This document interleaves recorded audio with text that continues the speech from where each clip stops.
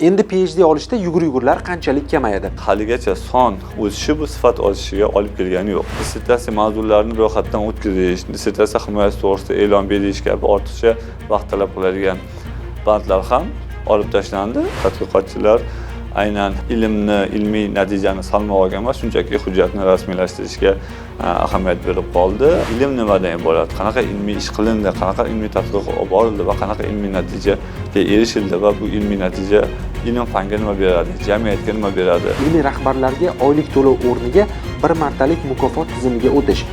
Bu mexanizm rahbarni sifatdan ko'ra tezlikka ko'proq yo'naltirib qo'ymaydi. Tayyor bo'lmagan dissertatsiyalarni ham zo'rma-zo'raki yoqlattirib, o'sha rag'batni olishga harakatlar bo'lishi mumkin. Ishlab chiqarish, sanoat ko'proq olimlarga murojaat qilishi kerak bo'ladi. Ko'p muhokama qilinyapti. Oliy asosiy komissiyasi o'zi mustaqil bo'ladigan bo'lsa, nima keragi bor Fanlar akademiyasi tizimida bo'lishini. Mustaqil degani bu yakkalangan degani emas-da. Bu yerda hech qanaqa ortiqcha buyraklar, ortiqcha qog'ozbozlik va qiyinchilik keltirib chiqarmaydi.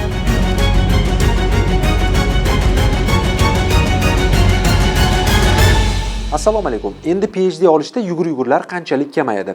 Jarayonlarning raqamlashtirilishi qog'ozbozlikka barham bera oladimi? Yangi qabul qilingan farmonda yosh olimlar, ilmiy kengashlar va ilmiy rahbarlar uchun qanday muhim yangiliklar mavjud? Saylgoh podkastida bugun shu va shu kabi savollarga soha mutaxassisi bilan birgalikda javob topamiz. Mehmonimiz esa O'zbekiston Fanlar akademiyasi Matematika instituti direktor o'rinbosari Abror Xudoyberdiyev. Assalomu alaykum. Assalomu alaykum. Xush kelibsiz.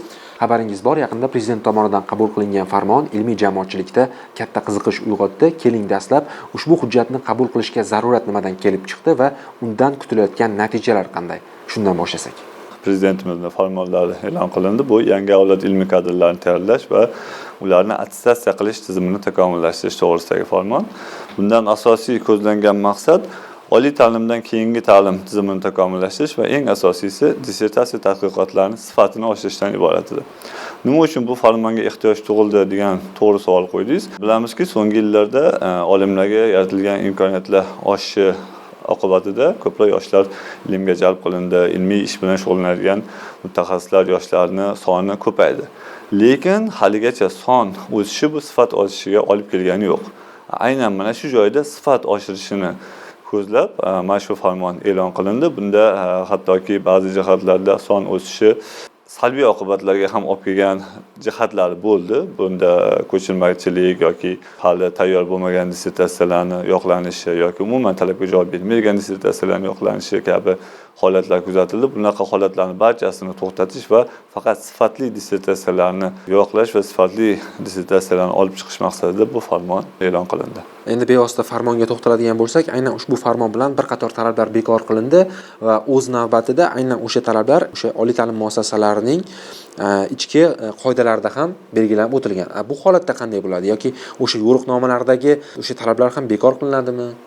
Albatta, bu bir qator talablar bekor qilinishi bu faqat ilmiy ish bilan shug'ullanayotgan yoshlarning foydasi uchun bo'ldi. Ularni ortiqcha buyraklar, ortiqcha qog'ozbozlikdan qutqarish uchun bo'ldi. Bu albatta o'sha oliy ta'lim muassasalari yoki ilmiy tekshirish institutlari ichki tartib qoidalarida ham bor. Bu narsa ularga hech qanaqa xalaqit qilmaydi. Nafaqat aksincha ularni ishini osonlashtiradi, yordam beradi. Bu nimalardan iborat bu o'zgarishlar? Asosiy o'zgarishlar bu birinchisi chet tili fanidan malakali imtihon topshirish amaliyoti bekor qilindi. Bu nima uchun bu narsa bekor qilindi? Chunki tadqiqotchi tanaq doktoranturaga kirishdan oldin o'zi chet tildan imtihon topshiradi. U yetarlicha til sertifikatiga ega bo'lgandan keyin tanaq doktoranturaga qabul qilinadi.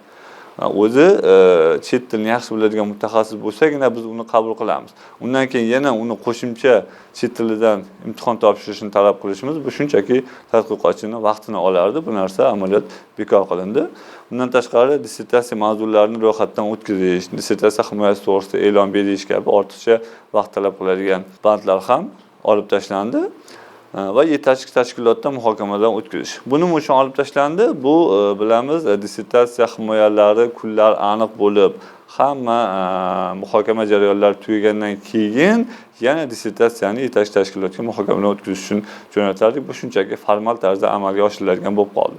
O'shaning uchun bu muhokamadan o'tkazish olib tashaldida, aksincha ilmiy kengashga ko'proq mas'uliyat yuklatildi. Ilmiy kengashni o'ziga, ilmiy kengash a'zolariga, qolaversa ilmiy kengash qoshidagi ilmiy seminarga ko'proq mas'uliyat yuklandiki, o'sha seminarlarda yaxshilab bu dissertatsiya muhokamadan o'tkazilsin. Va eng shu olib tashlangan narsalarning ichida menga eng yoqqani bu avtoreferatni chop qilish. Shuni aniqlik kiritib ketishimiz kerak. Avtoreferatni chop qilish olib tashlandi, lekin avtoreferatni yozish olib tashlangani yo'q. Avtoreferatni yozish kerak. Bu avtoreferat dissertatsiyani qisqacha mazmunini anglatuvchi bu qo'lyozma. Qaysi mutaxassis dissertatsiyani to'liq o'qib chiqmasa ham, lekin avtoreferatning o'zini o'qib chiqadi-da, dissertatsiya haqida umumiy ma'lumotga ega bo'ladi. Lekin hozirgi raqamlashtirish jarayonida, raqamlashtirish rivojlangan jamiyatda avtoreferatni yana qog'oz variantida chop qilib, uni bittama-bitta tashkilotlarga olib borib berib, bittama-bitta ilmiy kengashlarga olib borib berish bu o'tgan asrda amalga oshirilayotgan ish edi. Bu narsa olib tashlandida, uni o'rniga buni elektron tarzda yoziladi va elektron tarzda yuboriladi. Bu birinchidan o'sha ortiqcha xarajat, ortiqcha yugurni oldini oladigan bo'lsa, ikkinchidan juda ko'p ilmiy kengashlarda kuzatilgan korrupsiya va ta'magirlik bilan bog'liq holatlarni oldini oladi. Chunki o'sha tadqiqotchi bevosita avtoreferatni olib berish jarayonida o'sha ta'magirlik holatlarini ko'p kuzatilgan, ko'p bu haqda gapirilgan, bu narsalarning hammasini oldini oladi deb o'ylayman. Bundan tashqari olib tashlangan boshqa bandlar ham hammasi tadqiqotchini ishini tezroq himoyaga olib chiqish va unga yordam berish uchun amalga oshiriladi. Yana biri bu tadqiqot ilmiy natijasini amaliyotga joriy etilganligi haqidagi xulosa olish. Biz bilamiz, ilmiy tadqiqotlar imkon boricha bevosita amaliyotga joriy qilinishi talab qilinadi, lekin barcha ilmiy tadqiqotlarni ham bevosita amaliyotga joriy qilishning imkoniyati yo'q. O'shaning uchun oxirgi paytlarda juda ko'p dissertatsiyalarni shunchaki nomiga qaysidir u yoki bu tashkilotda joriy qilindi degan shunchaki qog'oz o'rnida hujjat olib kelish juda ko'p avj olib ketgan edi. Bu narsani oldini olish maqsadida bu narsani bekor qilindi-da, buni o'rniga fundamental yoki ijtimoiy yo'nalishdagi ilmiy tadqiqot bilan shug'ullanayotgan olimlar bu xulosani olmaydi, lekin bevosita amaliyot bilan bog'liq dissertatsiyalar uchun ikkita yangi narsa bu farmonda e'lon qilindi. Bu birinchisi amaliy doktorantura, bevosita amaliyot bilan shug'ullanadigan ilmiy tadqiqotchilar o'sha amaliy doktorantura doirasida o'zlarining tadqiqotlarini o'tkazishi mumkin. Ikkinchisi loyiha doirasida dissertatsiya himoya qilish. Bunda ham o'z loyihalarini berib, bevosita amaliyotga joriy qilinayotgan ishlarni berib, o'sha loyihani yutib olib, keyin o'sha doirasida tadqiqot o'tkazib dissertatsiya himoya qilinishi mumkin. Bu talablarning bekor qilinishi aynan o'sha universitetlarning ham ichki yo'riqnomasiga amal qiladi, to'g'rimi? Albatta amal qiladi. Bu yerda hech qanaqa ortiqcha byurokrat, ortiqcha qog'ozbozlik va qiyinchilik keltirib chiqazmaydi. Ma'lumki, farmon bo'yicha 2026-yil avgust oyiga qadar to qabul qilishdan tasdiqlashgacha bo'lgan barcha jarayonlar uchun yagona elektron tizim ishga tushirilishi belgilangan va aytingchi, buning amaliy ahamiyati nimadan iborat va yaratilgan elektron tizim byurokratiyaning oldini olishda qanchalik yordam beradi? Albatta, platforma ishlab chiqish hozirgi zamon talabi. Hozir juda ko'p narsa onlayn tarzda amalga oshirilyapti. Bu jumladan aynan Oliy assotsiatsiya komissiyasining faoliyati va ilmiy kengashlarning faoliyatini ham onlayn platforma asosida faoliyatini yuritish nazarda tutilgan. Bu zamon talabi va juda kerakli narsa, lekin boshida sal qiyin bo'ladi. Birinchi navbatda platformani puxta, hammaga qulay foydalanishga, ham ilmiy kengash a'zolariga, ham tadqiqotchilarga, ham ilmiy rahbarlarga qulay tarzda, tushunarli tarzda ishlab chiqilishi kerak. Va o'sha birinchi navbatda ilmiy kengash kotiblariga bu narsani yaxshilab tushuntirib, bu narsani qanaqa ishlatish bo'yicha ko'rsatmalar berilishi kerak. Sal vaqt talab qilishi mumkin bu jarayon, lekin o'ylaymanki, mana shu jarayonni to'g'ri va bosqichma-bosqich amalga oshirilsa, keyin bu o'z samarasini beradi. Bu onlayn bo'lishi ilmiy kengashlarning faoliyatini shaffofligini, ilmiy kengash a'zolarini halol va o'z ishiga mas'uliyat bilan yondashishlarini ta'minlaydigan platforma bo'ladi deb o'ylayman. Chunki bu yerda hamma jarayon ko'rinib turadi. Qaysi ilmiy kengash yoki qaysi ilmiy kengash kotibi yoki qaysi ilmiy kengash raisi qanaqa ishlayapti, qaysi ilmiy kengash a'zolari faol yoki faol emas, muhokamada kim ishtirok etyapti, kim ishtirok etmayapti, hammasi ko'rinib turadi. Shuning uchun bu platforma juda ham muhim deb o'ylayman. Hozirgacha doktorantlar va mustaqil izlanuvchilar uchun har chorakda monitoring o'tkazilgan va ayrimlar bu monitoringni shunchaki rasmiyatchilik deb hisoblaydi. Aytingchi, ushbu monitoring jarayonida haqiqatan ham ilmiy ishning sifati tekshiriladimi yoki hujjatlar to'plami shunchaki ko'rib xulosa beriladimi? Ha, to'g'ri. Monitoringni eng oxirgi bosqichi shunaqadek ko'rinishi mumkin. Faqat hujjatlar to'plamini ko'zdan kechirilganga o'xshab ko'rinishi mumkin, lekin monitoringda dastlabki bosqichlarda bu oliy ta'lim muassasalarida, kafedralarda, fakultetlarda, ilmiy tashkilotlarda, laboratoriyalarda va bo'linmalarda uni muhokamadan o'tkazish jarayoni bor. Ya'ni o'sha vaqt mobaynida tadqiqotchi qanaqa tadqiqotlarni boshladi, qanaqa tadqiqotlarni ishga kirishdi yoki qanaqa ilmiy natijalar oldi. To'g'ri, har chorakda yangi ilmiy natija olish o'zi qiyin narsa, lekin har holda o'sha chorakning ichida nima o'zgarishlar bo'ldi, qanaqa qadamlarni qo'ydi. Buni aynan o'sha kafedrani yoki tashkilotni, o'sha bo'linmani yoki laboratoriyani ilmiy seminarda muhokamadan o'tkazish talab qilinadi. Bu yerda ham o'sha tashkilotdagi ilmiy seminarlarning faoliyati yana ham rivojlanishi nazarda tutilyapti. O'sha ko'proq o'sha seminarlarda muhokamadan o'tkazish kerak. Undan keyin albatta tashkilot darajasida yoki umumiy vazirlik yoki fanlar akademiyasi darajasida bu monitoringdan o'tkazish jarayonida ko'proq faqat hujjatlar ko'zdan kechirib qolgan bo'lishi mumkin, lekin baribir ichida qanaqa ilmiy natijalar olinyapti degan narsani batafsil o'rganib chiqiladi. PhD olish jarayonida doktorantlar nafaqat ilmiy faoliyat bilan, balki turli hujjatlar va rasmiy talablar bilan ham shug'ullanishyapti. Aytingchi, baholash jarayonida ishning sifati va uning mazmunidan ham ko'ra ko'proq uning to'g'ri rasmiylashtirilgani va belgilangan bir qator talablarga rioya etilganiga yoki etilmaganiga ko'proq e'tibor qaratilmayaptimi? Albatta, bu juda o'rinli savol. So'nggi paytlarda shu narsa ko'p kuzatildi. Tadqiqotchilar aynan ilmni, ilmiy natijani salmog'iga emas, shunchaki hujjatni rasmiylashtirishga ahamiyat berib qoldi. Aynan shu uchun ham bu o'zgarishlar kiritilyapti. Aynan ilmiy ishi sifatiga ko'proq e'tibor bersin. Ilmiy kengash a'zolari aynan ilmiy ishning sifati bilan bevosita qiziqsin, bevosita muhokamalarda ishtirok etsin. Mana shu jarayonni to'liq bajaradigan shaffof tizim yaratish maqsadida bu farmon e'lon qilingan va platformani yaratishdan maqsad ham shu. Har bir ilmiy kengash a'zosini faoliyatini ko'rib turish va ularning hammasini muhokamada to'liq ishtirok etishini ta'minlashdan iborat. O'shanda shunaqa savollar qolmaydi. Bu shunchaki hujjat yig'ish va shunchaki hujjat rasmiylashtirish emas. Bu yerda asosiy ilm nimadan iborat, qanaqa ilmiy ish qilindi, qanaqa ilmiy tadqiqot olib borildi va qanaqa ilmiy natijaga erishildi va bu ilmiy natija ilm fanga nima beradi, jamiyatga nima beradi, qanaqa iqtisodiy sohaga nima beradi degan savollarga to'liq javob bera oladigan ilmiy tadqiqotlarni olib borish nazarda tutilyapti.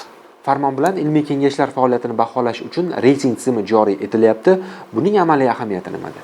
Albatta, bu ham juda o'ylab amalga oshiriladigan ishlardan biri. Bu reyting Oliy assotsiatsiya komissiyasi tomonidan ishlab chiqiladi va Oliy assotsiatsiya komissiyasida ekspertlarni jalb qilgan holda, hattoki xorijiy ekspertlarni jalb qilish ham nazarda tutilgan. Jalb qilish natijasida bu reyting tizimida o'sha ilmiy kengashlar baholab boriladi. Endi bu yerda ko'proq ilmiy kengashlarga vakolat berilyapti, lekin shu borada Oliy assotsiatsiya komissiyasi ularning faoliyatini kuzatib turadi va o'sha ilmiy kengashning faoliyatiga qarab kelajakdagi uni faoliyati baholanadi. O'z faoliyatini davom ettiradimi yoki keyinchalik bu o'z faoliyatini to'xtatadimi? Buni jazo choralari ham o'ylab chiqilgan. Dastlabki qadamlarda faqat ilmiy kengash raisiga va kotiblariga qanaqadir jazo choralari qo'llansa, keyinchalik butun ilmiy kengashga, hattoki keyinchalik o'sha ilmiy kengash qaysi tashkilot tarkibida bo'lsa, balki o'sha tashkilotga jazo choralarini qo'llash ham nazarda tutilgan. Bu baholash mezonlarini lekin yaxshilab o'ylab chiqish kerak, chunki baholash mezonlari har bitta fan yo'nalishiga alohida yondashuv asosida tuzib chiqishga to'g'ri kelib qolishi mumkin. Bu o'z-o'zidan ma'lum, chunki qaysidir aytaylik fizika, matematika, aniq fanlar yo'nalishidagi baholash mezoni boshqa tibbiyot sohasidagi yoki ijtimoiy gumanitar sohadagi baholash mezoniga to'g'ri kelmasligi mumkin. O'sha ma'noda baholash mezonini qaysidir umumiy kriteriyalarni barchaga to'g'ri keladigan umumiy kriteriyalar bo'lishi kerak albatta. Keyin qaysidir bandlari, fan tarmoqlari yo'nalishida alohida qilib tuzib chiqilishi kerak. Bu bo'yicha hozir ishlar boshlangan Oliy assotsiatsiya komissiyasida. Shu farmonda belgilangan muddatda o'ylaymanki, buni to'liq ishlab chiqib, ommaga e'lon qilib yo'lga qo'yiladi. Farmonda ilmiy kengashlar tomonidan ma'qullangan dissertatsiyaning bir qismini tanlov asosida mustaqil ekspertizadan o'tkazish nazarda tutilmoqda. Bu jarayonda qaysi dissertatsiyani tanlash kim tomonidan qanday amalga oshiriladi? Bir qaraganda shuncha dissertatsiya bo'lsa, shuncha ilmiy kengash bo'lsa, har birida nechtadan dissertatsiya yoqlansa, har birini bittalab ko'rib bo'lmaydi-ku, qaysini tanlagan paytda bu aynan keraklisini tanlanadimi degan savollar chiqishi tabiiy. Lekin Oliy assotsiatsiya komissiyasi yoki Oliy assotsiatsiya komissiyasi ishlayotgan ekspertlar bular salohiyatli, tajribali ekspertlar. O'zi ko'p ekspertlarimiz bir qaraganda qaysi ilmiy kengash qanaqa faoliyat yurityapti, qaysi ilmiy kengashi qaysi a'zosi qanaqa faoliyat yurityapti yoki qaysi ilmiy kengashda qanaqa dissertatsiya himoya qilindi-ku, qaysi dissertatsiyasida u himoya qaytarildi degan narsalarni tez o'rganib oladi. O'sha kuzatuv asosida amalga oshiriladi. Ya'ni kuzatuv umuman olganda barcha kengashlar uchun va barcha dissertatsiyalar uchun bu kuzatuv amalda bo'ladi baribir. Bu degani qolganlarga umuman e'tibor qaratilmaydi, qaysini tanlab oladi degani emas. Umumiy kuzatuv baribir bo'ladi. Umumiy kuzatuv barcha kengashlar uchun, barcha dissertatsiyalar uchun bo'ladi. O'zi umumiy kuzatuvda qanaqadir shubhali yoki qanaqadir o'sha qo'shimcha ekspertiza talab qilishiga ehtiyoji bor bo'lgan kengashlar yoki qo'shimcha ekspertiza talab qilinayotganga o'xshab ko'rinayotgan dissertatsiyalar o'zi ko'zga tashlanadi. Aynan o'sha dissertatsiyalar, aynan o'sha kengashlar ajratib olib, tanlab olib, ularni alohida o'rganiladi. Shu narsa nazarda tutilgan bu yerda. Bilasizmi, farmonda keltirilgan yangiliklardan yana biri ilmiy rahbarlarga oylik to'lov o'rniga bir martalik mukofot tizimiga o'tish.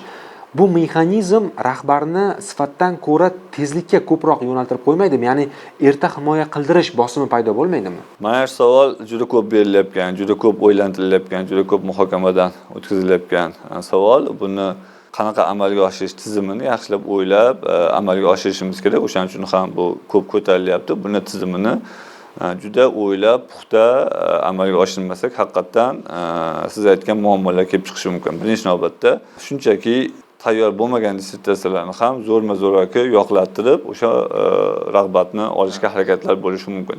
Bu narsani oldini olish uchun haqiqatan juda ko'p o'ylashimiz kerak, lekin bu nima uchun qilindi? Bu narsa boyagi aytganimdek shunchaki sonni ketidan emas, sifatni orqasidan borishimiz, sifatli kadrlar chiqishini nazarda tutib qilindi. Ya'ni o'sha 3 yil ichida rostdan o'zini ilmiy tadqiqotini puxta amalga oshirib, yakunlab dissertatsiya himoya qiladigan darajaga keladigan yoshlar bilan ishlashimiz kerak. Shunaqa yoshlarni olishimiz kerak. Uning uchun kerak bo'lsa magistratura bosqichidan boshlab o'sha yoshlar bilan shug'ullanishni boshlashimiz kerak. Bundan tashqari imkoniyat berilgan hozir anchadan beri bu narsa amaliyotda qo'llanilyapti. Magistraturadan keyin 1 yillik stajyor tadqiqotchilik lavozimi bor. O'sha 1 yillik stajyor tadqiqotchilik lavozimi. Undan keyin 3 yil doktoranturani qo'shib hisoblaydigan bo'lsak, agar magistraturani 1-yildan boshlab hisoblaydigan bo'lsak, bu 3 yil emas, 6 yilda hisoblashimiz mumkin. Agar 6 yil yaxshi ishlasa, ilmiy rahbar ham, shogird ham yaxshi ishlasa, bunda albatta dissertant o'z vaqtida himoya qiladi. Lekin shunaqangi narsa kuzatildiki, u magistraturada ham qachonlardir o'qigan, stajyor tadqiqotchilarda ham qachonlardir o'qiganda uni ilmiy rahbar shunchaki o'sha ilmiy rahbarga har oy beriladigan soatbay miqdorda pulga qiziqib turib shunchaki uni tayanch doktoranturaga qabul qilish holatlari kuzatildi. Keyinchalik u qachon himoya qiladi, qachon himoya qilmaydi, u narsa ham endi u ko'proq ilmiy rahbar o'ziga yoki o'sha tadqiqotchini ishlashiga bog'liq yoki mayli himoya qilsin deb qanaqadir sifatsiz dissertatsiyalar himoya qilinishlari ro'y berdi. Shu narsani hisobga olgan holda ko'proq sifatga e'tibor berish maqsadida bu narsa joriy qilindi. To'g'ri, bu haqiqatan ham qiyin. Ba'zida shunaqangi holatlar bo'lib qolishi mumkinki, haqiqatan tadqiqotchi zo'r ishladi. 3 yil ishladi-yu, lekin ozgina yetmay qoldi. Ozgina yetmay qoldi-da va u o'sha 3 yildan sal surilib ketib qoldi. O'sha paytda tadqiqotchini o'ziga mas'ul ilmiy rahbariga sal qaysidir ma'noda nohaqlikda tuyulishi mumkin. Balkim o'sha joylarni ham o'ylab ko'rish kerakdir. Hozir keng muhokama qilinyapti va buni tartibi o'ylab chiqilyapti. Balkim 3 yildan keyin yana 1 yil qo'shib beriladi yoki qanaqadir mexanizmini to'g'ri ishlab chiqilsa, men o'ylaymanki, hammaga manfaatli bo'ladigan tizim bo'ladi deb o'ylayman. Farmonda yana bir e'tiborni tortgan jihat, hozir mana belgilab qo'ygandim, amaliy doktorantura, ya'ni PhD dasturi doirasida dissertatsiya mavzusi sanoat hamkorining talabidan kelib chiqib belgilanishi ko'zda tutilmoqda. Bu yaxshi, lekin aynan mahalliy tadbirkorlik subyektlarini ilmiy tadqiqotdan ko'ra ko'proq tezkor natijalar qiziqtiradi. Bu jarayonda bu hamkorlikda deylik, kimning manfaatiga ko'proq xizmat qiladi? To'g'ri savol. Bu holatda tadbirkorlarning sabri yetadimi degan holat bo'lishi mumkin. Lekin baribir agar biz faqatgina olimlar sanoatga borib, ularning muammosini o'rgansin desak, ish bitmaydi. Baribir ishlab chiqarish, sanoat ko'proq olimlarga murojaat qilishi kerak bo'ladi. Aynan shu narsani nazarda tutib bu amaliy doktorantura tizimi joriy qilingan. Baribir o'sha imkon qadar yirik sanoat korxonalarini jalb qilish, ulardagi muammolarni, u yerdagi masalalarni olib chiqib o'sha Fanlar akademiyasi yoki oliy ta'lim muassasalari bilan hamkorlikda o'sha masalalarni, muammolarni qo'yib, keyin o'sha masala ustida ilmiy izlanishlar olib borilsa, mana shu maqsadga muvofiq bo'ladi. Baribir qaysidir u yoki bu tomondan aytadigan bo'lsak, ko'proq masalalar sanoat korxonalarida bo'ladi-da. Chunki olimlarimiz ancha ilmiylashib ketib qolgan bo'ladi, ancha oldinga o'tib ketib qolgan bo'ladi-da. Qaysidir ma'noda orqaga qaytib sanoat korxonalari uchun kerak bo'ladigan masalalarni qanaqadir soddaroq masala bo'lishi mumkin yoki oldin o'rganilgan masalalarni qaysidir bandini sal o'zgartirib qo'llash kerak bo'lgan bo'lishi mumkin. U tomonga olimlarimiz unchalik ham qaytgisi kelmaydi. Ko'p o'zini hurmat qilgan olimlar ko'proq yangilikka intilib ketib qoladi-da. O'sha ma'noda olimlarimizga bu sanoat korxonalari o'z masalalarini qo'yishsa, men o'ylaymanki, aynan shu yo'nalishda ham ishlarni amalga oshirish mumkin. Bunda baribir uzoq yillardan beri qaysi masala bilan shug'ullanayotgan olimni bunga jalb qilish qiyinroq. Imkon qadar yoshlarni ko'proq jalb qilishimiz kerak. Yoshlar endi ilmga kirib kelayotgan olim aynan o'sha yo'nalishdagi sanoat korxonasi yo'naltirilgan masalalarni bilan shug'ullanishi mumkin-da, lekin o'zi 10 yil, 20 yildan beri ilmi u yoki bu sohasi bilan shug'ullanayotgan olim endi qaytib bu sanoat korxonasi bilan bevosita bog'liq bo'lgan masalalar bilan unchalik ham shug'ullangisi kelmaydi. O'shaning uchun yoshlarni ko'proq jalb qilishimiz kerak. Yoshlarni ko'proq jalb qilish maqsadida aynan doktorantura tizimiga bu narsani kirgizilgani to'g'ri deb o'ylayman. Ustuvor yo'nalishlarga kirish imtihoni o'rniga ilmiy tadqiqot ishi taqdimoti asosida amalga oshiriladi deyilmoqda.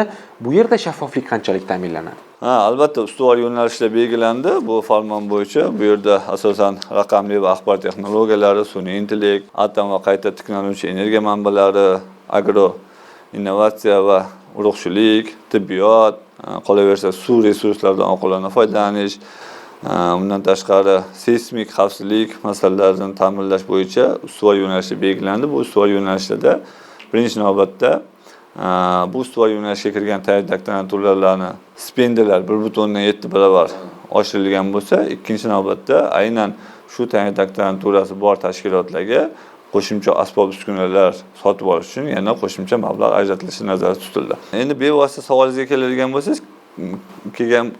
bo'lsak, kirish imtihoni o'rniga ilmiy tadqiqot taqdimoti joriy qilindi. Bunda o'sha aynan shu yo'nalishlarga kiradigan tayyor doktorantlarimiz qanchalik ilmga tayyor, o'zi qanaqa ilmiy ko'nikmalarga ega. Aytaylik, o'qishning magistratura bosqichida yoki undan keyin stajyor tadqiqotchi bo'lgandir yoki kichik ilmiy xodim bo'lib ishlagandir.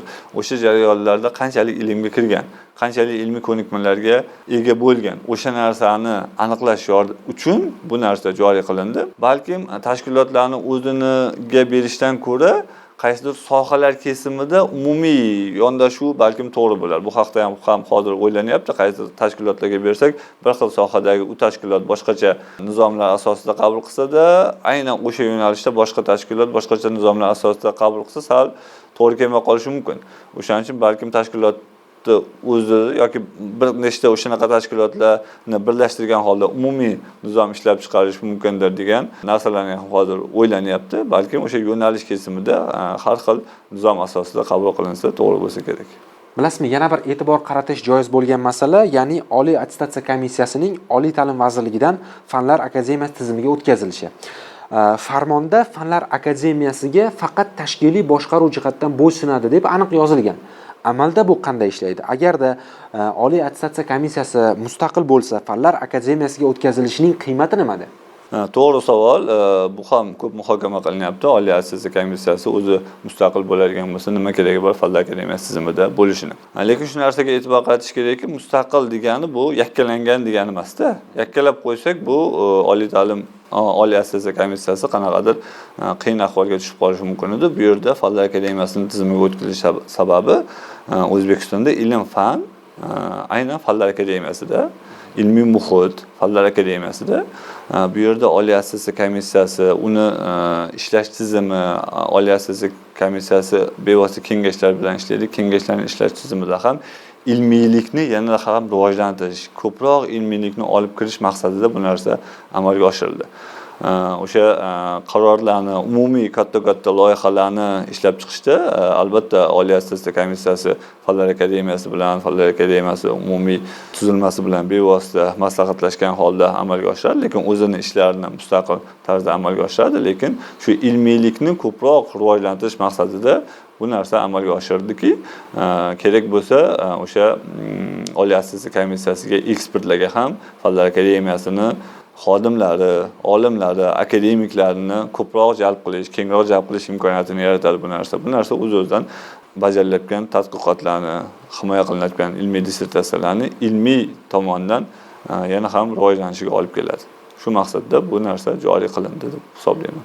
Bevosita podkast davomida bir qator yangiliklardan albatta jamoatchilikni xabardor qilishga harakat qildik va xulosa qilib aytganda ushbu farmon endi doktoranturaga kirayotganlarning yo'lini qanchalik osonlashtiradi yoki qanchalik qiyinlashtirishi mumkin? Bu farmon bevosita yoshlarga o'sha asosiy jihatlari ortiqcha byurokratiyalarni olib kelishi, yo'qotilishi va ortiqcha qog'ozbozliklardan qutulish imkoniyatini yaratadi va undan tashqari yoshlarga qo'yilayotgan sun'iy to'siqlarni o'z-o'zidan olib tashlaydi.